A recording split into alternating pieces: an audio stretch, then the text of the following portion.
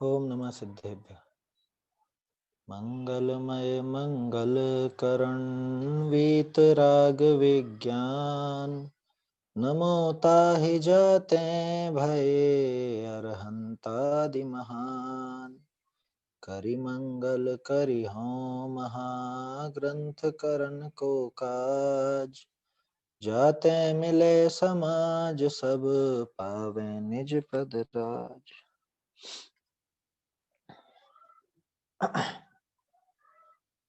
मोक्ष मार्ग प्रकाशक ग्रंथ पर हमारी चर्चा चल रही है। 7वां अधिकार है और बहुत बढ़िया प्रकरण है। अपनी समझ लीजिए मोक्ष मार्ग में अगर आगे बढ़ना है तो उस प्रयोजन के लिए प्रकरण बहुत काम का है, क्योंकि इस प्रकरण में टोडरमल जी परीक्षा करने की प्रेरणा दे रहे हैं। और न सिर्फ प्रेरणा दे रहे हैं बल्कि साथ साथ ये भी बता रहे हैं कि परीक्षा करना क्यों आवश्यक है, परीक्षा किस किस की करनी है और परीक्षा कैसे करनी है ना। कैसे करनी है वो भी बात आने वाली है। बस अभी जो पैराग्राफ कल हमने छोड़ा था उसी के बारे में भी चर्चा हमको करनी है। किस किस की करनी है ये तो बता ही चुके हैं कि जो प्रयोजनभूत तत्व हैं, प्रयोजनभूत बातें हैं, जिनका मोक्ष मार्ग में सीधे सीधे लेना देना है, देव शास्त्र गुरु और 7 तत्व, बंध बंध मार्ग, मोक्ष मार्ग, ये बातें ऐसी है कि जिनकी तो परीक्षा करना ही चाहिए। जितने अपनी बुद्धि लग सके, बुद्धि क्या लग सके इसमें तो लगानी ही पड़ेगी। इसमें ढील नहीं दी जा सकती, इसमें कोई कमी नहीं रखी जा सकती।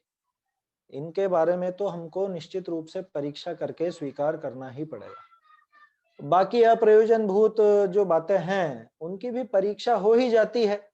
वो बता दिया कि कैसे हो जाती है, कि कहने वाले कौन है, अन्य ग्रंथों से मिलान करके भी वो परीक्षा की जाती है। तो ऐसे कई प्रकार हैं जिनसे हम परीक्षा कर सकते हैं, समझ सकते हैं और हमारे श्रद्धान को सच्चा कर सकते हैं।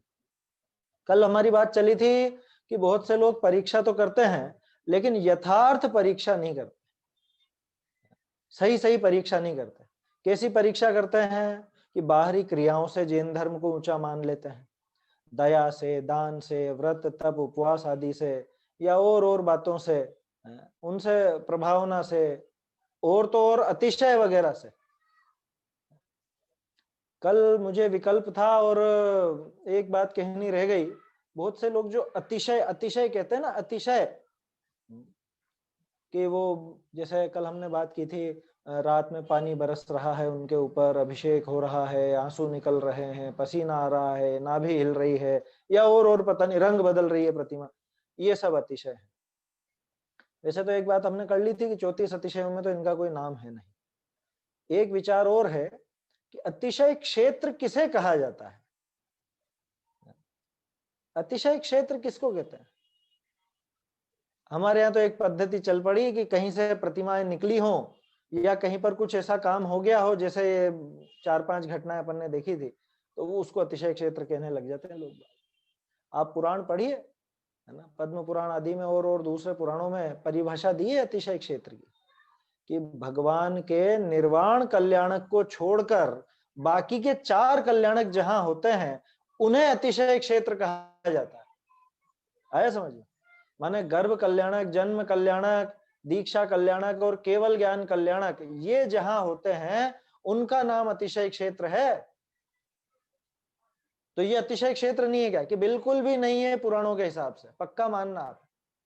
और हमारे दिमाग में अतिशय क्षेत्र की महिमा बहुत ज्यादा होती है ना, क्योंकि लोगों को चमत्कार को नमस्कार भाता है ना, लौकिक कार्य नजर आता है, कुछ कुछ कुछ आश्चर्य जैसा लगता है। भैया अतिशय सीधी सी बात है, 34 अतिशय किनसे संबंधित है? कि भगवान के कल्याणकों से संबंधित है। तो जो भगवान के कल्याणकों से संबंधित हो वही जगह तो अतिशय क्षेत्र होगी ना। गर्भ और जन्म तो लगभग लगभग एक ही होंगे, क्योंकि गर्भ में आने के बाद जन्म कहीं और हो ऐसा तो कोई योग बनता कम ही है, नहीं ही बनता है। तब कल्याणक अलग जगह हो सकता है और केवल ज्ञान कल्याणक भी अलग जगह हो सकता है। तो ये 3 तरह के स्थान मान के चलें कम से कम अपन। गर्भ और जन्म का एक मान लेवे, और दीक्षा और केवल ज्ञान, ये 3। मोक्ष को क्यों छोड़ा? मोक्ष कल्याणक को इसलिए छोड़ा क्योंकि जहां से मोक्ष जाते हैं वो निर्वाण क्षेत्र कहलाता है। जैसे शिखर जी है, या समझ लीजिए गिरनार जी है ना।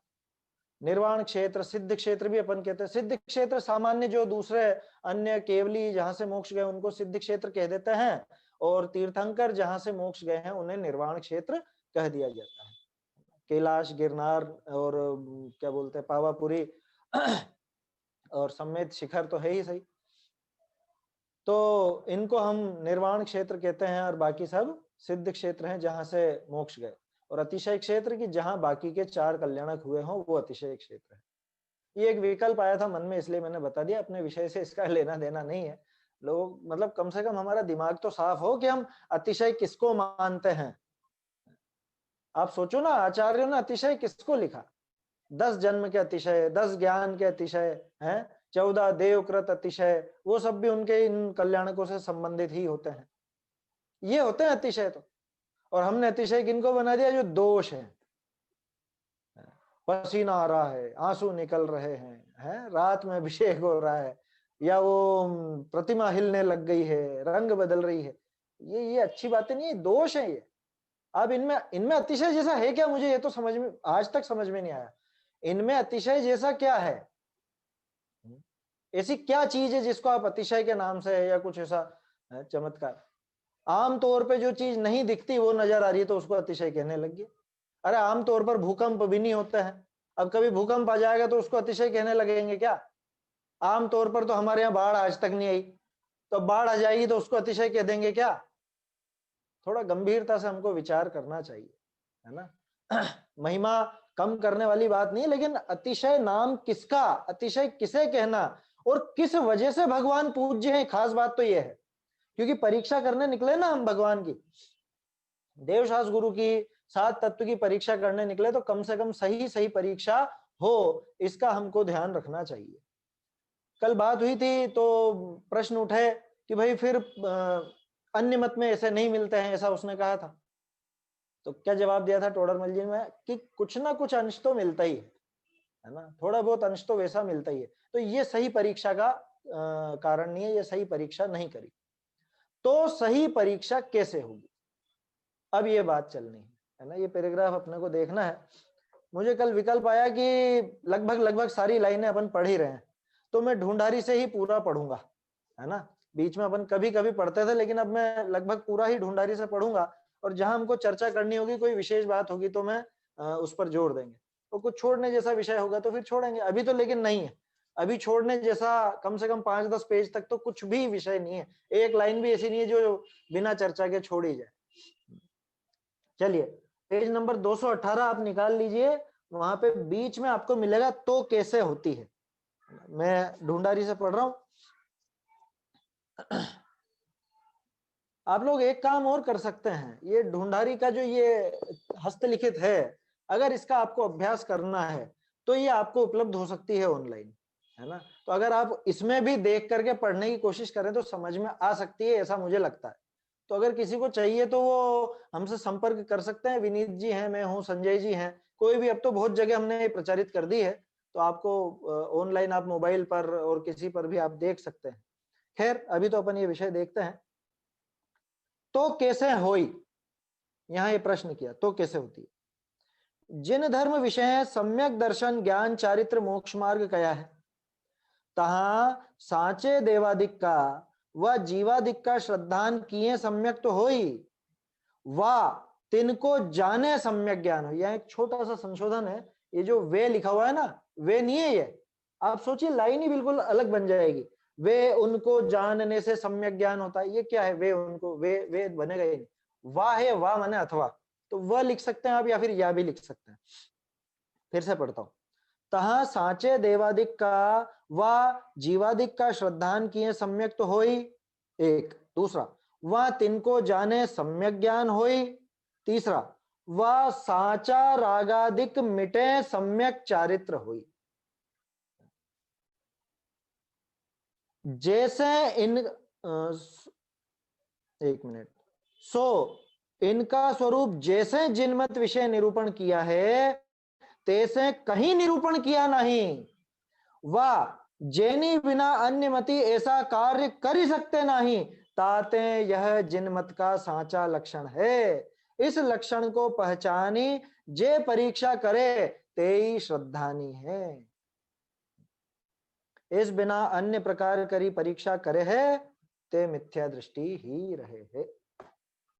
क्या कितना सीधा सा तरीका बता दिया है परीक्षा कैसे करनी।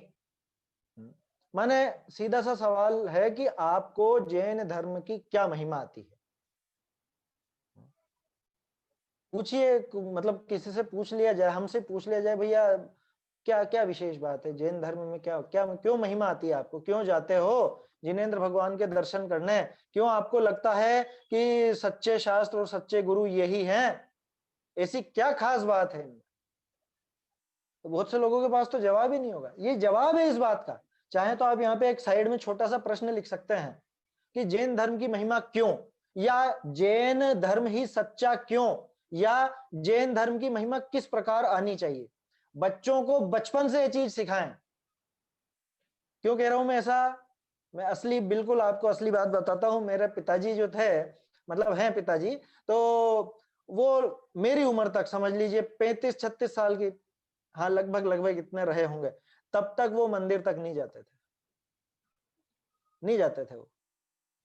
वो साफ साफ पूछते मैं क्यों जाऊं, क्यों जाऊं। वो पढ़ाकू बहुत रहे शुरू से, है ना, स्कूल की पढ़ाई ज्यादा नहीं, लेकिन पढ़ने की रुचि बहुत ज्यादा थी, बहुत बहुत अलग अलग चीजें पढ़ते हैं। और वो पूछते, जिज्ञासु प्रवृत्ति के थे, तो पूछते क्यों जाऊं, और बताने वाला कोई मिला नहीं उस उम्र तक। मतलब सन 93-94 के लगभग मान लीजिए आप, 33-34 साल के रहे होंगे। उस समय तक उनको कोई बताने वाला नहीं मिला, क्यों जाऊं, क्यों का जवाब नहीं मिला, तब तक वो जाते ही नहीं थे। उसके बाद जब उनको जवाब मिले फिर तो, है ना, पुरुषार्थ था, तो उस हिसाब से वो आगे बढ़े भी सही, है ना। अभी तो काफी धर्म मार्ग में मैं उन्हीं से ही शिक्षा लेता हूं, और क्या कहूं। खैर बात यह है, मैंने इसीलिए कहा बचपन से ये चीज बच्चों को सिखाने की है कि भाई भगवान अपने ही सच्चे क्यों, अन्य के सच्चे क्यों नहीं, क्यों जैन धर्म महान है, क्यों सच्चे देव यही हैं, क्यों सच्चे शास्त्र ये हैं, क्यों सच्चे गुरु यही हैं।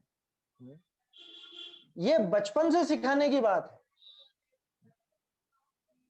और अभी तो किस्मत से जो हमारे बच्चे हैं उनको बचपन से ये चीज सीखने को मिल रही है, अपने को ये चीज सामने आ गई।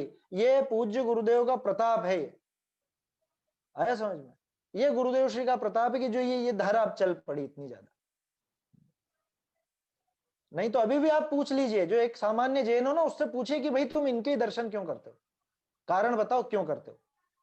वो ऊट पटांगी जवाब देगा। वो जो ऊपर दिए थे ना कि इनकी पूजा सबसे अच्छी, इनकी प्रभावना सबसे अच्छी, इनका अतिशय अच्छा, और इनका ये अच्छा वो अच्छा, इनसे हमारे लौकिक काम साधते हैं, फला फला कुछ भी, वही जवाब मिलेंगे। असली जवाब ये है, ये जो यहाँ इस पैराग्राफ में लिखा टोडरमल जी ने, क्या लिखा कि भाई जैन धर्म में ही, है ना, जिन धर्म विषय सम्यक दर्शन ज्ञान चारित्र मोक्ष मार्ग का है। किसी और जगह कहा हो तो बताओ, और जगह तो ऐसा लिखा मिलेगा कि एक बार मेरे दर पर आके तो देख, तेरी दुनिया ना पलट दूं तो कहना। इस तरह के वाक्य पढ़े होंगे आप लोगों ने क्या, एक बार मेरी भक्ति में नाच कर तो देख, तेरे सब कष्ट दूर ना कर दूं तो कहना, एक बार मेरे लिए पैसा खर्च करके तो देख, तुझे अरबपति ना बना दूं तो कहना। इस तरह के बहुत वाक्य आपको तरह तरह के, क्या कहें अब, लिखे हुए मिलेंगे। तो कहने का अर्थ यह है कि हमारे यहाँ ये बात नहीं है कि तुम आकर के हमारी भक्ति करो तो तुम सुखी होगे। हमारे यहाँ तो सीधी सी बात है कि भैया तू सच्चा श्रद्धान करेगा, सच्चा ज्ञान करेगा, सच्चा आचरण करेगा तो तू सुखी होगा। इतनी सीधी सी बात है।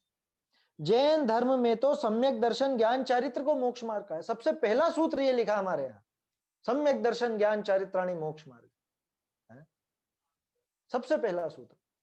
कुंद आचार्य ने भी पहले यही बताया सब में। अब क्या है सम्यक दर्शन, क्या है सम्यक ज्ञान, और क्या है सम्यक चारित्र। तहा साचे देवादिक का व जीवादिक का श्रद्धान किए सम्यक तो हुई। सच्चे देवशास गुरु और सात तत्व, है ना, ये जो कि परीक्षा के लायक विषय है, जिनकी परीक्षा की जानी चाहिए और जिनकी परीक्षा हो सकती है। खास बात यह है कि भी इन्हीं की जानी चाहिए और इनकी हो भी सकती है, असंभव काम नहीं सौंपा गया। तो सच्चे देवादिक माने सच्चे देवशास्त्र गुरु व जीवादिक माने 7 तत्व, इनका श्रद्धान करने पर सम्यक तो होता है। ये तो हो गया सम्यक दर्शन। अब बोलो क्या दिक्कत है इसमें? कौन सा आपको खर्चा करना है, कौन सी आपको बहुत यात्राएं करनी है, कौन सा आपको भूखे पेट रहना है, कौन सा आपको भक्ति में नाचना गाना है, क्या करना है बताओ इसके लिए? सच्चे देवशास्त्र गुरु का और 7 तत्व का यथार्थ श्रद्धान करना है, ये काम करना है। दूसरा, वह तिनको जाने सम्यक ज्ञान हुई, कि ठीक है इनके जानने का ही नाम सम्यक ज्ञान है। माने सम्यक ज्ञान के अलग से कुछ नहीं करना, कि नहीं जिनको आपने ये जो श्रद्धान के विषयभूत पदार्थ हैं इन्हीं का सच्चा सच्चा ज्ञान हो, वो ही सम्यक ज्ञान है। तीसरा सम्यक चरित्र, कि इनसे ही संबंधित होगा कि नहीं थोड़ा सा अलग है। थोड़ा सा अलग क्या, वैसे तो मिलता हुआ ही है। वह साचा रागादिक मिटे सम्यक चरित्र हुई। लो क्या कह रहे हैं? साचा रागादिक क्या चीज है? रागादिक भी सच्चे होते हैं क्या? कि रागादिक का सच्चा मिटना माने ऐसा मिटना कि जिसमें फिर ये वापस ना आए। दूसरा अर्थ, शमशानिया वैराग्य नहीं। जैसे कुछ दिनों पहले हमने चर्चा की थी ना, वो कि वो उसको विरक्ति लगती है लेकिन वो तो द्वेष मूलक है उसका, है वो जो वैराग्य भाव आया वो द्वेष मूलक आया, द्वेष रूप वैराग्य है, अथवा उसमें अन्य के प्रति आसक्ति रूप राग भाव है। इस तरह का कथन था, ये व्यवहाराभासी की शुरू, शायद निश्चय भाषी का था मेरे ख्याल से। तो कहने का अर्थ है सच्चा रागादि मिटना चाहिए, झूठा नहीं। झूठा कैसा होता है? कि झूठा होता है वो शमशानिया वैराग्य जैसा, ये घर वाले बात नहीं मानते हैं, अरे क्या इनसे राग रखना, क्या है, बिल्कुल सब बेकार सब बेकार है? ये सच्चा रागादि मिटना नहीं है। सच्चा रागादि मिटे, रागादि भले नहीं है ऐसा विचार कर रागादि के प्रति जो समझ लो एक उपादेय भाव बना रहता है अंदर में, जिसको अपन कहते हैं सामान्य भाषा में राग का राग, वो राग का राग मिटना, राग को उपादेय मानना मिटना, यह है साचा रागादिक मिटे सम्यक चरित्र हुई। हिंदी में शायद इसको वास्तव में लिखा है, साचा के लिए वास्तव में लिख दिया, क्योंकि सही बात है साचा का अर्थ क्या करते हैं? सच्चे रागादिक तो कुछ होते नहीं।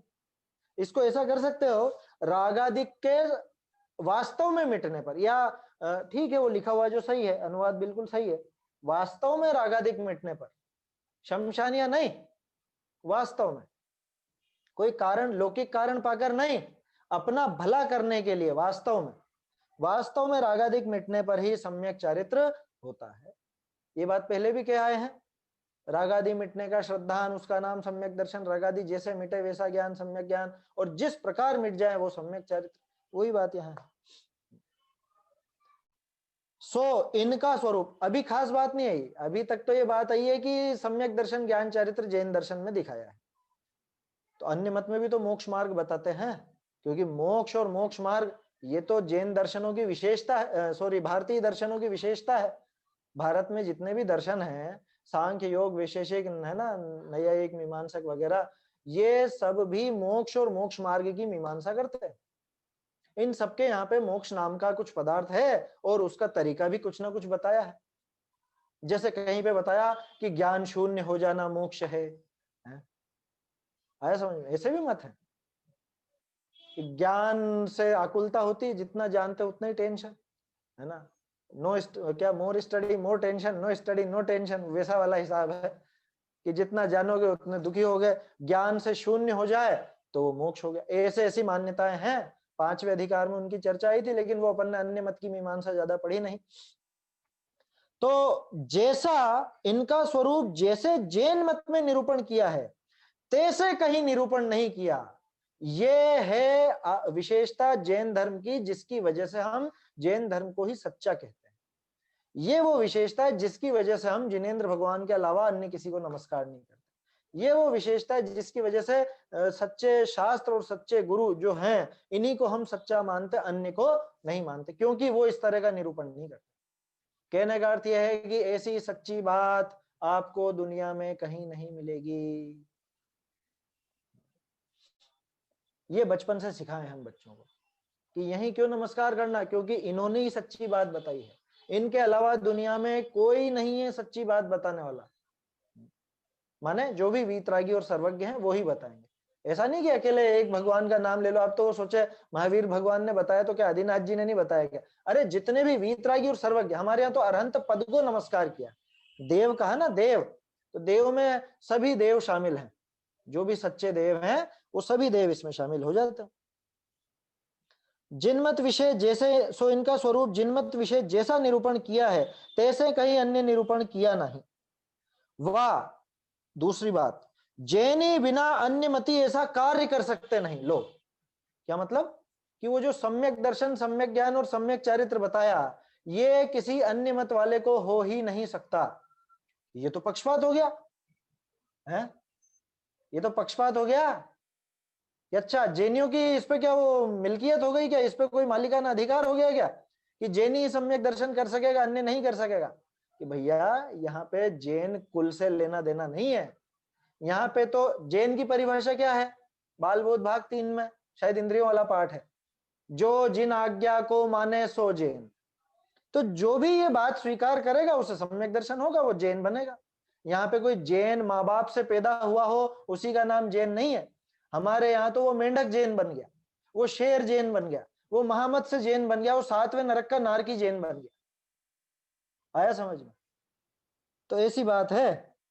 तो जैनी बिना अन्य मति ऐसा कार्य नहीं कर सकता। माने दूसरा जो है, दूसरा माने जो सच्चे देव गुरु शास्त्र को नहीं माने, जो इनका कहा नहीं माने, अथवा जो 7 तत्व को इस प्रकार से स्वीकार नहीं करता, वो कभी सम्यक्त्व को प्राप्त नहीं हो सकता। वो ऐसा कार्य सम्यक दर्शन ज्ञान चारित्र का कार्य नहीं कर सकता। ताते यह जिनमत का सांचा लक्षण है। कल आप पूछ रहे थे ना अतिव्याप्ति, इसमें कोई अतिव्याप्ति नहीं आती, ये सच्चा लक्षण है। ये लक्षण आपको अन्य जगह नहीं मिलेंगे। दया, दान, पूजा, प्रभावना ये सब मिल जाएंगे, चमत्कार भी मिल जाएंगे और लौकिक कार्य भी मिल जाएंगे, लेकिन ये चीज नहीं मिलेगी। तो ये जैन धर्म का सच्चा लक्षण, इसमें कोई न तो अतिव्याप्ति आती है न अव्याप्ति आती है, और असंभव तो सवाल ही पैदा नहीं होता।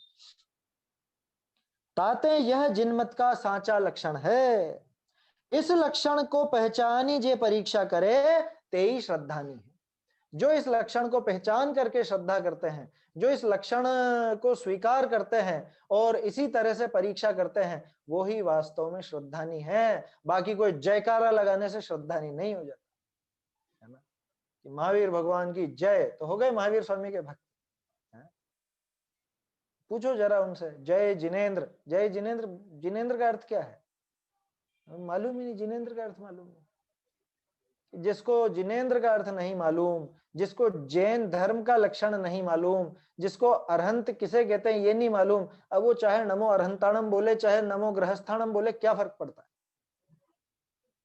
कह रहे आप तो नमोकार मंत्र की बात, नमोकार मंत्र की बात नहीं कर रहे हैं, उस व्यक्ति की बुद्धि की बात कर रहे हैं। वो बिना समझे बोलेगा, लाभ क्या होना है ये बताओ।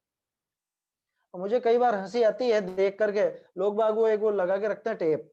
क्या टेप? माने वो जो बोलती रहती है ना 24 घंटे, ओम नमो अरिहंताणम, और वो चलता रहता है वो पाठ। इधर वो दिन भर के काम चल रहे हैं, घर में सब बातें हो रही हैं, झगड़े भी हो रहे हैं, और इधर नमोकार मंत्र चलता जा रहा है।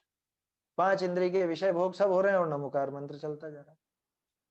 क्या हो गई हमारी बुद्धि? मतलब क्या क्या करना चाहते हैं, ये विचार करना चाहिए। देखिए, तो इस लक्षण को पहचान कर जो परीक्षा करता है वो ही सच्चा श्रद्धानी है। इस बिना अन्य प्रकार करी परीक्षा करे है ते मिथ्या दृष्टि ही रहे है। बड़ी की मात्रा, वह मिथ्या दृष्टि ही रहेगा। क्या? मिथ्या दृष्टि ही रहता है। अगर इन लक्षणों को छोड़कर आप अन्य, मतलब इन लक्षणों के अलावा कोई अन्य प्रकार से परीक्षा करोगे तो गड़बड़ है। इन लक्षणों के बिना अगर श्रद्धान करोगे तो गड़बड़ है। माने सच्ची बात की परीक्षा करनी तो कैसे करनी? कि ये देखना कि ये हमारे मोक्ष मार्ग में जो निमित्त हैं, सम्यक मतलब मोक्ष मार्ग ही है, निमित्त क्या, सम्यक दर्शन, सम्यक ज्ञान, सम्यक चारित्र, इनका पोषण करती हुई बात है या नहीं? ये हमारे सच्चे देव, सच्चे शास्त्र, सच्चे गुरु के लक्षण से मेल खाती है या नहीं है? हमें मोक्ष मार्ग में आगे बढ़ाती है या नहीं? अगर वो बढ़ाती है तो समझ लेना कि ठीक है, सही है, ये परीक्षा हो गई सही सही। और अगर नहीं बढ़ाती फिर भी हम उसको धर्म मान के कर रहे हैं, उसे हम उपादेय मानकर उसको, उससे हम सुखी होने का मार्ग उसको समझ रहे हैं, तो समझ लेना कि परीक्षा सही नहीं हुई है, मिथ्यात्व जाने वाला नहीं। तो वो मिथ्या दृष्टि ही रहते हैं। ये प्रकरण हो गया पूरा परीक्षा वाला। अब एक ये छोटे से 2 पैराग्राफ हैं, एक पैराग्राफ, इसमें क्या है, अब ये बता रहे हैं कि अन्य कारणों से भी धर्म धारक होता है। 2 तो मुख्य बता दिए, कुल अपेक्षा, और दूसरा परीक्षा रहित आज्ञानुसारी, है ना। कुल अपेक्षा में विशेषता यह है कि वैसे तो वो भी जिन आज्ञानुसारी है, लेकिन वो कुल की तरफ से है, और परीक्षा रहित वाले में यह है कि वो चाहे कुल से नहीं हो, लेकिन कुछ ऐसी विशेषता देख करके लग गया जैन धर्म में परीक्षा किए बिना। लगभग दोनों में समानता। अब कुछ और कारण भी हैं, ये 3 कारण यहाँ पे दिखा रहे हैं टोडरमल जी। बहुरी केई संगति करी जैन धर्म धारे है, पहला कारण। दूसरा, केई महान पुरुष को जिन धर्म विषय प्रवर्तता देखी आप भी प्रवर्ते है। केई देखा देखी जिन धर्म की शुद्ध व अशुद्ध क्रिया ने विषय प्रवर्ते है, इत्यादि अनेक प्रकार के जीव आप विचार करी जिन धर्म का रहस्य नहीं पहचाने है, और जैनी नाम धरावे है, ते सर्व मिथ्या दृष्टि ही जानने। क्या क्या कारण बता दिए। कोई व्यक्ति क्यों लगता है कि कुल से लगता है, उसकी बात अलग हो गई, है ना, किसी की आज्ञा मान से लग जाए वो अलग बात हो गई। यहाँ पे संगति से क्या मतलब, मानो जैसे कोई कॉलोनी हो, अब उसमें जैन ही जैन है, अब कोई एक अन्य रहने लगा तो वो भी उनकी क्रियाएं देख करके वैसे ही करने लग गया, ये संगति। या फिर मेरे सब दोस्त, मैं अजैन हूं और मेरे सब दोस्त जैन हैं, तो वो जैनियों के साथ रहता जैनियों जैसी प्रवृत्ति। ऐसे बहुत से लोग हैं जो जैनों के बीच में पले बढ़े हैं, तो उनकी प्रवृत्ति वैसे ही हो जाती है ना। हमारे यहाँ पे कई हैं ऐसे, जैसे मान लो कोई मोहल्ला है, छोटा सा कोई गली है, अब उसमें सब जैन ही हैं और सभी दिन में ही भोजन करते हैं, या कुछ है तो कोई ब्राह्मण भी है या कोई अन्य भी है, तो वो दिन में ही भोजन करते हैं, बल्कि बहुत से जैनी नहीं करेंगे दिन में और वो दिन में करेंगे, उनके यहाँ बाजार का कुछ नहीं आएगा। ऐसे लोग हैं अभी भी अन्य मत के। तो ये हुआ संगति से। परीक्षा करें तब तो काम का है, वो संगति भी काम की अगर परीक्षा करके धारण करे तो। लेकिन अगर परीक्षा नहीं करी, कोरा बस ऐसे कर ली कि हाँ ये अच्छे लोग हैं, इनके सब अच्छा काम होता है, अपन भी इनके जैसे रहो तो अच्छा होगा, ऐसे करके वो कर ली। दूसरा, महान पुरुष को जिन धर्म में प्रवर्तता देख के, पहले के जमाने में ऐसा हुआ करता था, राजा अगर जिन मत का पालन करता है तो जितने भी और दूसरे उसके मानने वाले हैं या फॉलोअर हैं वो सब वो जैन मती हो जाते। पहले आपको ध्यान होगा वो न्याय ग्रंथों पर बहुत बहस हुआ करती थी। धर्म परीक्षा अगर आपने पढ़ी हो तो उसमें ऐसे प्रकरण आएंगे। तो पहले क्या होता था, वो कुछ ऐसा भेरी वगैरह रहती थी जिसको बजाया जाता था। कौन बजाता था, कि बाहर से कोई विद्वान आता ना, तो वो वाद भेरी कहलाती थी, वाद भेरी या वाद का नगाड़ा जो भी, वो आकर के बजाता था कि भाई मैं आया हूं, किसी में दम हो तो मुझसे वाद विवाद करके बताए। और फिर वो जो भी वाद विवाद में जीतता है, जो भी उस समझ लो न्याय की चर्चा में जीतता, उसका मत प्रसिद्ध होता, राजा उसके मत को स्वीकार करता और दूसरे लोग भी फिर उसी का ही अनुसरण करते थे। समंत भद्राचार्य के परिचय में मिलता है, भेरी मया ताड़िता, इस तरह के छंद आते हैं कि उस नगर में गया, वहां पे मैंने वाद की भेरी बजाई है, और राजन यस्यास्ति शक्ति स वदतु पुरतो जैन निर्ग्रंथवादी, ऐसे ऐसे छंद हैं बहुत से। वादार्थी विचराम्य हम नरपते शार्दुलवत क्रीडितम, पढ़ा होगा आप सबने समंत भद्राचार्य के परिचय में, भाग में भी दे रखे हैं ये छंद। तो जब वो जीत जाते थे तो फिर जो जीतता राजा उसका पक्ष लेता, उसको राजधर्म घोषित करता, और जो हारते उनकी थोड़ी सी हीनता हो जाती अपने आप। तो बड़े महंत पुरुषों को देख करके भी ऐसी प्रवृत्ति चलती है। कुछ दिन पहले भी मैंने उदाहरण दिया था शायद, कि बड़े सेठ हों, बहुत बड़े सेठ, अब उनके जो मुनीम वगैरह हैं वो भी सब उन्हीं के धर्म के अनुसार चलने लग जाते हैं। तीसरा कारण, अथवा देखा देखी, होते हैं ना बहुत से, कि किसी को देखा, कुछ ऐसी चीज देखी, समझ लो प्रभावना आदि जुलूस वगैरह कुछ देख करके और उनके साथ साथ लग गए, चल दिए साथ साथ, वैसा करने लगे। फिर थोड़े दिन बाद किसी और को देखा तो वैसी क्रिया करने लग गए। तो ऐसा बहुत जगह होता है। तो ये 3 कारण और हैं जिसकी वजह से जैन धर्म की शुद्ध या अशुद्ध क्रियाओं में भी प्रवृत्ति होती है। लेकिन खास चीज यही है कि अगर स्वयं विचार कर जिन धर्म का रहस्य पहचाने तब तो अच्छी बात है, लेकिन अगर वो रहस्य नहीं पहचानते तो फिर तो मिथ्या दृष्टि ही बने रहते हैं। अब इसमें भी एक लाभ छुपा हुआ है, हल्का सा है लेकिन है तो सही। क्या लाभ है? इतना तो है कि जिनमत विषय पाप की प्रवृत्ति विशेष ना हो ही सके। यहां कुछ सुधार है शायद। हाँ, ये सोनगढ़ वाली प्रति में है, ये सोनगढ़ वाली प्रति में सिर्फ प्रवृत्ति नहीं हो सकती ऐसा लिखा है, जबकि प्रवृत्ति विशेष नहीं हो सकती ऐसा समझना है। जिनके पास सोनगढ़ वाली हो वो सुधार ला। इतना तो है, जिनमत विषय पाप की प्रवृत्ति विशेष ना हो ही सके है और पुण्य के निमित्त घने हैं। और साचा मोक्ष मार्ग का भी कारण तहां बनी रहे हैं। ताते जे कुलादिक करीबी जैनी हैं ते भी ओरनी ते तो भले ही हैं। क्या ये देखो तो भला कह तो दिया, अरे सिर्फ ये बताया है कि यहाँ पे पाप के निमित्त कम है, पुण्य के निमित्त ज्यादा है। एक बात माने कहने का अर्थ है कि भैया बाहर प्रतिकूलता में परेशान नहीं होगे, अनुकूलता मिल जाएगी। दूसरी बात कि सच्चे मोक्ष मार्ग के निमित्त भी यहाँ पे मिल जाते। क्यों?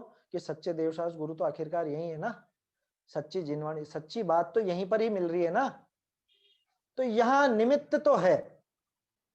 जैसे मान लो कोई व्यक्ति है बचपन से ही जिसने धर्माचरण नहीं किया हो, अभी थोड़ी देर पहले मैंने उदाहरण दिया, तो 33-34 साल के हो गए फिर भी नहीं किया, लेकिन आखिरकार बाद में वो निमित्त जो मिले थे उन निमित्तों से सही लाइन पर तो आए ना, हम सही लाइन पर तो लग जाते हैं ना।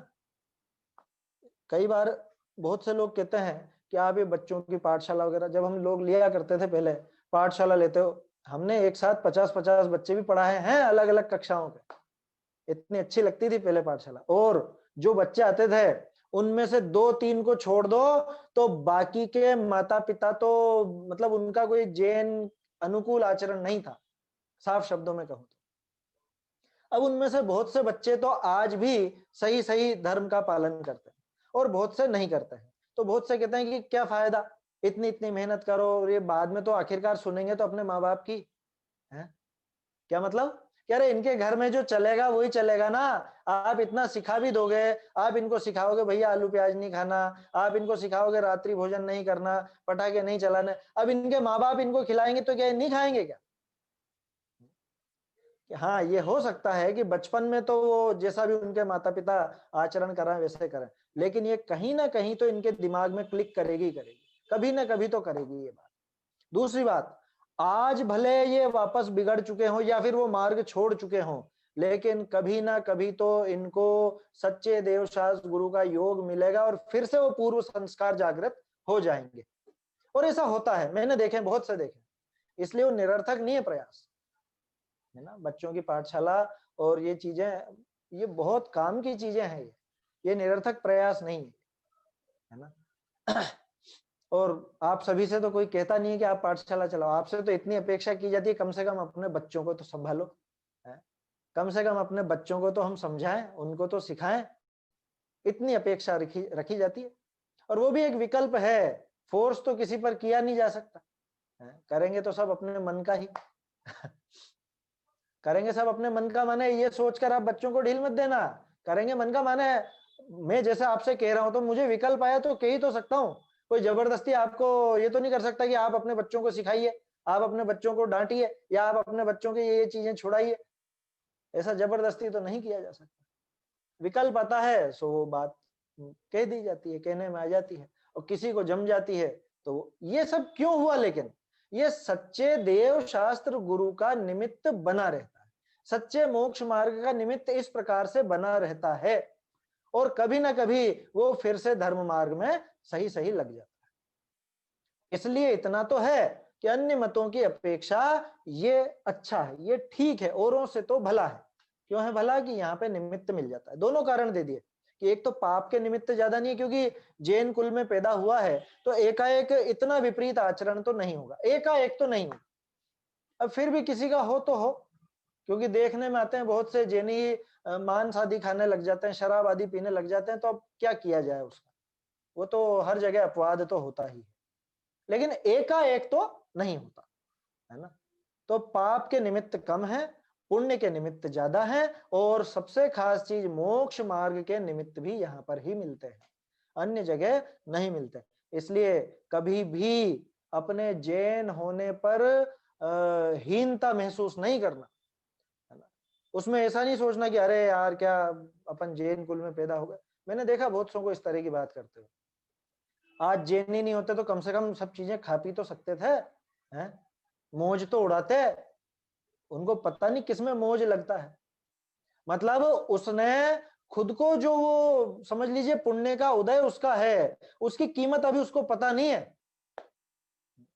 उसको ये इतनी जगत की सबसे ऊंची वस्तु मिल गई है, जगत का सर्वश्रेष्ठ पदार्थ उसको मिल गया है, समझाने वाले देवशास्त्र गुरु सच्चे मिल गए हैं, और उसके बावजूद वो क्या कहता है कि अरे जिससे तो किसी और कुल में पैदा हो जाता। ये खुद के अभाग्य को न्योता देना है।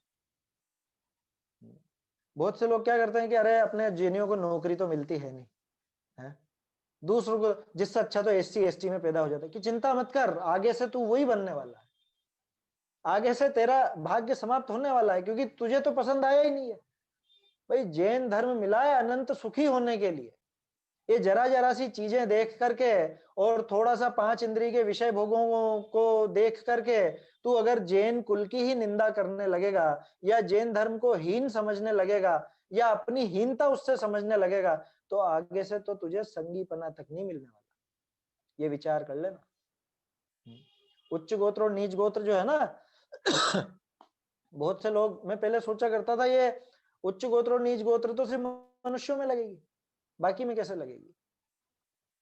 ये बाकी में नारकियों में सबके नीच गोत्र का ही उदय है, आया समझ में, सबके ही। देवों में फिर भी उच्च और नीच लग जाती है, वो जैसे 10 प्रकार के देव बताते हैं, उनमें से कोई तो सभा में आ सकते हैं, कोई नहीं आ सकते हैं, उनमें लगाई जा सकती है। तिर्यंचों में नीच गोत्र का उदय अधिकांश के रहता है।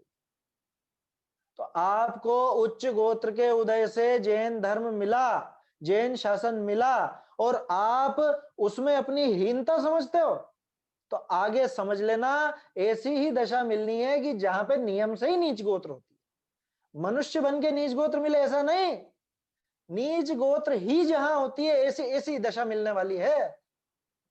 अगर थोड़े से विषय भोग की वो प्रधानता रखकर और जैनी पने को आपने निम्न पना समझा है, तो इसमें अगर कमी समझी है तो इसलिए भाई उसका बहुमान आना चाहिए, और झूठा बहुमान नहीं। परीक्षा करो ना, अब आप वास्तव में देखो पूरी दुनिया के, आप धर्म दर्शन वगैरह देखो, कहां पे आपको इतनी सच्ची बात मिलेगी, कहां पे सुखी होने का मार्ग मिलेगा, कहां पर आपको भक्त नहीं भगवान बनेंगे का विचार मिलेगा। एक भी दर्शन बताओ जहां पे ये लिखा हो कि हाँ तुम भी भगवान बन सकते हो। एक भी दर्शन नहीं पूरी दुनिया में, एक भी नहीं, जैन दर्शन को छोड़ के। ये अरहत दर्शन, अरहंत भगवान का दर्शन है। आया समझ में, दर्शन माने वो मत, यहाँ दर्शन का अर्थ वो बहुत सा जिन दर्शन समझ रहे हो वो नहीं।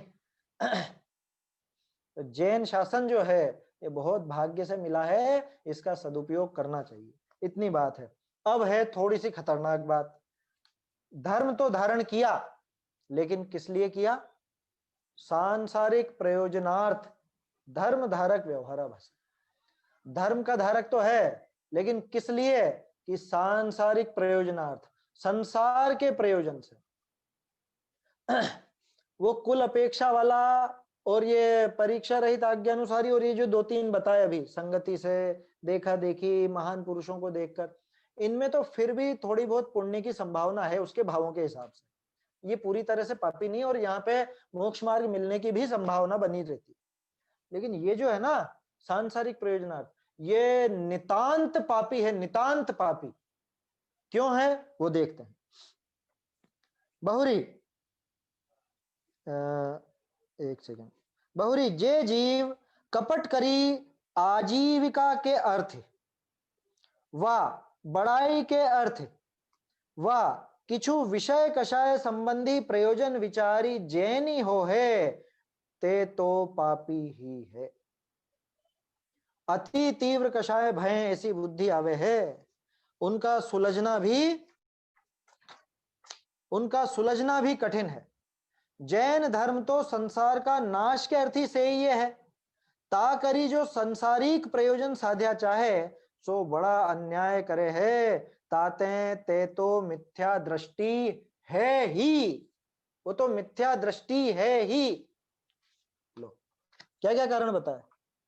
हम सिर्फ एक नाम ले देते हैं, सांसारिक प्रयोजन या आजीविका, कुछ भी। सांसारिक प्रयोजन का क्या मतलब है? 3 बातें लिखी टोडरमल जी ने, 3 बातों के बाद भी आदि लिख दिया।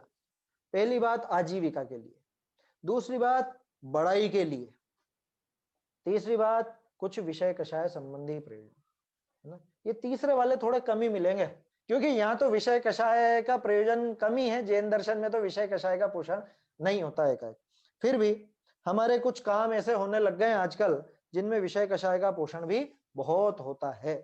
तो वो देख करके भी कोई अगर धार्मिक क्रिया धारण करता है तो वो गड़बड़ है। आजीविका के बारे में बात करें थोड़ी सी। मैं जैन धर्म को धारण करता हूँ, किस लिए? इससे कुछ ऐसी आजीविका से मिलने लग जाए, कुछ रुपया पैसा, है ना, काम धंधा वगैरह। कैसे होगा ये काम? जैसे बहुत सी जगह पर पूजन करना बचपन से ही सिखाया जाता है। क्यों सिखाया जाता है? कि बड़े होके पुजारी बन जाओ और फिर पैसा मिलेगा। या बहुत सी संस्थाएं इस प्रकार की भी हैं जहां पे शास्त्र का अर्थ करना भी सिखाएंगे, कि आप शास्त्र का अर्थ करना नहीं, प्रवचन करना, व्याख्यान देना है, बोलना सिखाएंगे कुल मिला के। क्यों? कि अब आप जाओ और पैसे कमाओ। रेट फिक्स है बहुत सी जगह, कि आप 10 लक्षण में विद्वान बुलाना चाहते हैं तो आपके यहाँ पे मतलब विद्वान बुला रहे तो उसके लिए तो आपको इतना देना है, और हमारी संस्था के लिए आपको इतना देना है, और जो भी फिर एक्स्ट्रा। मुझे ज्यादा जानकारी नहीं, लेकिन है इस तरह की चीज, है ना। बहुत से लोग हैं, अपन ही थोड़ी ना है शास्त्र की बात करने वाले, दूसरे भी बहुत हैं, लेकिन वो पूरी तरह प्रोफेशनल वो प्रोफेशन है। अब यहाँ कितनी बड़ी बात लिख दी, आजीविका के लिए। आजीविका के लिए अगर मैं धर्म धारण करता हूं, मान लो, इसमें एक और चीज मैं जोड़ना चाहता हूं आज के जमाने में। जैसे ये अभी ऑनलाइन चल रहा है ना अपना, यूट्यूब पे भी चल रहा है। आपको पता है यूट्यूब पे ऐसा सिस्टम होता है कुछ, कि वो इतने हजार देखने वाले हो जाएं या इतने घंटे का वीडियो वगैरह चल जाए, उससे फिर पैसे मिलते हैं। हालांकि उसमें ऑप्शन रहता है, आप चाहो तो पैसे लो चाहे नहीं लो। आपने देखा होगा यूट्यूब पे जो दूसरी लौकिक वीडियो चलाते हैं, वो बार बार कहते हैं हमारे चैनल को सब्सक्राइब कीजिए, हमारे चैनल को लाइक कीजिए, कमेंट कीजिए। वो क्यों कहते हैं पता है आपको? क्योंकि आपके लाइक, कमेंट और वो सब्सक्रिप्शन से उनको पैसा मिलता है यूट्यूब की तरफ से। ये होता है। अब मान लो ऐसा अभी अपने में नहीं है ऐसा, लेकिन मान लो मैं वीडियो बनाऊं, जैसे अभी ये भी यूट्यूब पे चल रही है, ठीक है ना। आप लोग, बहुत से लोग यूट्यूब पे ही देखते हैं। मान लो अपन इससे ये सोचें कि अरे एक काम करो, अपन बहुत बहुत चढ़ाओ, वीडियो चढ़ाओ और लोगों को बहुत जोड़ो।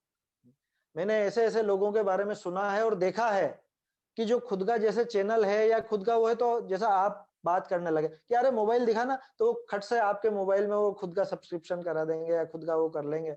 इस तरह के बहुत से लोग हैं। क्यों? कि वो खुद की वो संख्या बढ़ाना चाहते हैं या खुद वो उससे पैसा कमाना चाहते हैं। क्या चीज चला के कि अरे मैं तो धार्मिक वीडियो बनाता हूँ साहब, मैं कुछ और बात थोड़ा कर रहा हूँ, मैं तो धार्मिक वीडियो, धार्मिक कुछ व्याख्या, भजन या कुछ भी XYZ जो भी चीज है। क्योंकि धार्मिक क्या क्या बनता है मुझे ज्यादा जानकारी नहीं है। बच्चों के एनिमेशन बनते हैं, या भक्ति की वीडियो बनती हैं, या जैसे प्रवचन वगैरह। प्रवचन सुनने वाले तो वैसे कम ही रहते हैं, है ना। व्याख्याएं सुनने वाले तो कम ही होते हैं। थोड़ी थोड़ी देर के जो बनते हैं अलग अलग प्रेजेंटेशन वगैरह, ये सब चढ़ा करके और मैं उससे पैसा कमाना चाहूं, तो ये भी सांसारिक प्रयोजनार्थ धर्म धारक व्यवहाराभासी। खैर व्यवहाराभासी तो तब कहलाएगा जब मैं इसको धर्म समझूं। उसके पहले तो वो व्यवहाराभासी भी क्या, वो तो पूरा पापी है, पापी। क्या? ये एक उदाहरण दिया है मैंने वर्तमान जो परिप्रेक्ष्य उसके हिसाब से।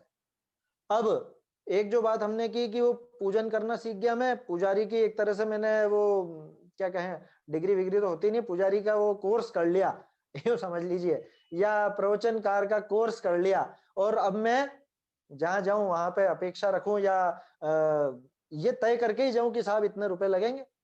आपको बुलाना है तो बुलाओ, होते हैं, बहुत से होते हैं सर। अच्छा चलो, मैं मुंह से पैसे तो नहीं मांगता, लेकिन मन में मेरे ये आस रहती है कि मैं कहीं जा रहा हूं तो मुझको कुछ मिलना तो चाहिए, है? लिफाफा थोड़ा भारी होना तो चाहिए ना, है? अगर मेरे मन में आस ये है तो वो सांसारिक प्रयोजनार्थ है या नहीं? वो 100% सांसारिक प्रयोजनार्थ धर्म धारक है वो। तो तुझसे किसने कहा था कि तू जाकर के तू व्याख्या कर, या जाकर के तू जो भी है विधान वगैरह करा या कुछ? अच्छा चलो वो सब एक तरफ करें, सामने वाले ने लिफाफा भी दिया है, मुझे तो आस थी कि, अब मुझे पता नहीं कितना क्या करते हैं, मुझे ध्यान नहीं है उसका, मान लो 10,000 की मुझे आस थी और आपने लिफाफा करा 2,000 का। अब मेरे मन में खेद आया बहुत कि इतना तो मेरा आने जाने में ही लग गया है, इतना तो आने जाने में लग गया, क्या दिया, बिल्कुल कंजूस लोग हैं, आज के बाद इनके कभी आना नहीं। अगर ये मेरे दिमाग में, तो सांसारिक प्रयोजन है या नहीं? थोड़ी सी कड़क बात बोल रहा हूं, किसी को बहुत बुरी भी लग सकती है, लेकिन बुरी लगनी चाहिए, क्योंकि ये धर्म साधन मोक्ष के लिए है, ये कोई आजीविका के लिए नहीं है। आजीविका के लिए आपको जो काम करना है करो, दुनिया भर के जो काम की प्रेरणा नहीं दे रहे टोडरमल जी, लेकिन आजीविका के लिए आपको कुछ अलग देखो, धर्म का काम उससे मत करो। अरे हमें भागचंद जी और दयानंद राय जी, भूधर दास जी, इन लोगों से प्रेरणा लेनी चाहिए। पहले भी शायद मैंने बोला होगा, ये क्या हुआ, समय थोड़ा ज्यादा हो गया है, पहले भी मैंने कहा था कि हमारे जितने भी विद्वान हुए हैं, कोई बहुत ज्यादा संपन्न कोई नहीं हुए, कोई नहीं थे। एक दौलत राम जी कासलीवाल का प्रसंग जरूर आता है कि वो राजकीय पद पर थे, वो शायद दीवान थे या मंत्री टाइप कुछ ना कुछ थे, वो राजकीय पद पर थे, तो वो अच्छे संपन्न थे। बाकी एक भी की संपन्नता का किस्सा नहीं आता, चाहे दौलत राम जी हो, चाहे टोडरमल जी हो, चाहे भूधर दास जी हो, चाहे भागचंद जी हो। भागचंद जी का किस्सा तो कितना गजब का आता है, वो बिल्कुल विपन्न हो गए, दूसरे गांव में पहुंचे और वहां पर उन्होंने भजन गाया, लोग बाग बहुत बहुत प्रसन्न हो गए, कह रहे ये तो भागचंद जी का भजन है, आपको ये कहां से मिला? तो उनकी आंखों में आंसू आ गए कि वो भागचंद में ही हूं। लोग जानते नहीं थे पहले, कोई ये तो चीजें थी ही नहीं, है ना, सोशल मीडिया नहीं, तो खट से चेहरा देख के पहचान जाते कि अरे भागचंद जी आए हैं। फिर लोगों ने उनकी कुछ व्यवस्था वगैरह करी, वहां पे व्यापार भी करा, और जब थोड़ा ठीक हो गई स्थिति, तो जितना जो कुछ लोगों ने दिया था वापस वहीं पर लौटा कर, वहीं पर वापस सौंप कर चल दिए। इतने अभी मतलब समझ लीजिए, इतना ज्यादा उनको क्या कहना चाहिए, बिल्कुल निर्वांछक प्रवृत्ति, जरा सी भी लौकिक लालसा नहीं। और धर्म का साधन इसलिए नहीं किया, नहीं तो बोलो उनको क्या कमी रहती, अगर वो किसी से मांगते, सेठों से मदद मांगते, नहीं करते सेठ लोग, आराम से कर देते कि अरे हमारे विद्वान है इतने बड़े, इनकी मदद करना तो हमारा कर्तव्य है। लेकिन नहीं, धर्म के नाम पर तो एक पैसा भी स्वीकार नहीं, एक पैसा भी स्वीकार नहीं। इसमें चर्चा काफी अच्छी है ना, हम करेंगे कल इसकी बात करेंगे, क्योंकि इस चीज से बचना हमारी जिम्मेदारी है, हमको बहुत सावधान रहना पड़ेगा, कहीं हम धर्म का धारण कोई लौकिक प्रयोजन से तो नहीं कर रहे हैं। अभी तो सिर्फ एक बात की है अपन ने, आजीविका वाली, सांसारिक प्रयोजन इतना ही नहीं होता है, बहुत चीजें हैं, है ना, ये हम कल देखेंगे, इसके बारे में चर्चा करेंगे, अभी तो समय हो गया है। निज निधि निज में बताई, यह अनंत उपकार है, इसके लिए जिन वाणी माँ को वंदना शत बार है, वंदना शत बार है।